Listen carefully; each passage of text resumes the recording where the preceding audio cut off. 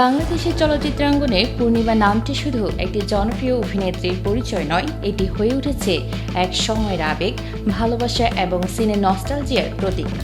দীর্ঘ 25 বছরের বেশি সময় জুড়ে চলা তার অভিনয় জীবন শুধু সিনেমা নয়, ছুঁয়ে গেছে কোটি ভক্তের হৃদয়। 1984 সালের 11 জুলাই চট্টগ্রামের ফটিকছড়িতে জন্মগ্রহণ করেন দিলারা হানিফ পূর্ণিমা।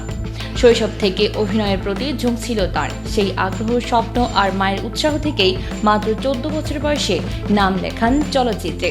1998 সালের 15 মে জাকির হোসেন রাজু পরিচালিত এ জীবন তোমার আমার সিনেমার মাধ্যমে রিয়াজের বিপরীতে তার বড় পর্দায় অভিষেক ঘটে। সেই শুরু, তারপর আর পেছনে তাকাতে হয়নি তাকে। পূর্ণিমার প্রথম ব্যবসা সফল সিনেমা ছিল যোদ্ধা। এরপর থেকে একে একে তার ঝুলিতে জমতে থাকে জনপ্রিয় সব ছবি: সন্তান যখন শত্রু, সুলতান, পিতামাতার আমানত, হৃদয়ের কথা, বিয়ের প্রস্তাব, লোভে পাপ পাপে মৃত্যু, শাস্তি, শুভা, মনের মাঝে তুমি এবং আরও অসংখ্য।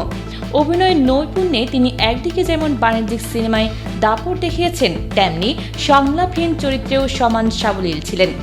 নায়ক রিয়াজ, মান্না, রুবেল, ফেরদৌস, শাকিব খান, আমিন খান, অমিত হাসান সহ সমসাময়িক প্রায় সব তারকার বিপরীতে অভিনয় করে দর্শকদের হৃদয় জয় করেছেন তিনি।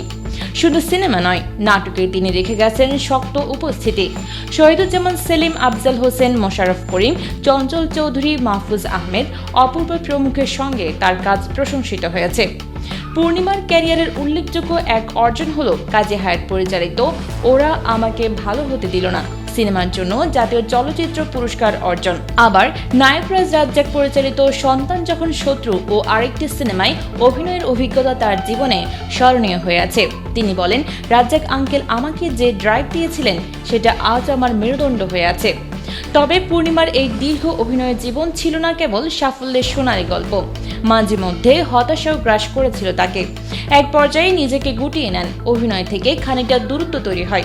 তবে হাল ছাড়েননি, উপস্থাপনায় এসে আবার আলোচনায় আসেন, নিজের অবস্থান পুনরুদ্ধার করেন। তার কথায়, একটা সময় এসে আমি হতাশ হয়ে পড়েছিলাম, কিন্তু দর্শকের ভালোবাসা আর মায়ের প্রেরণায় আবার